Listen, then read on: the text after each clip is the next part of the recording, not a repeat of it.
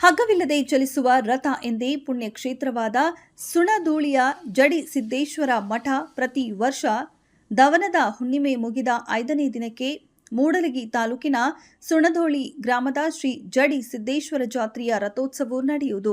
ಕಳೆದ ಕೆಲವು ದಿನಗಳಿಂದ ಸತತವಾಗಿ ಸುರಿಯುತ್ತಿರುವ ಭಾರೀ ಮಳೆಯಿಂದಾಗಿ ಘಟಪ್ರಭಾ ನದಿ ಉಕ್ಕಿ ಹರಿಯುತ್ತಿರುವ ಹಿನ್ನೆಲೆಯಲ್ಲಿ ದೇವಸ್ಥಾನ ಸಂಪೂರ್ಣ ಜಲ ದಿಗ್ಬಂಧನವಾಗಿದೆ.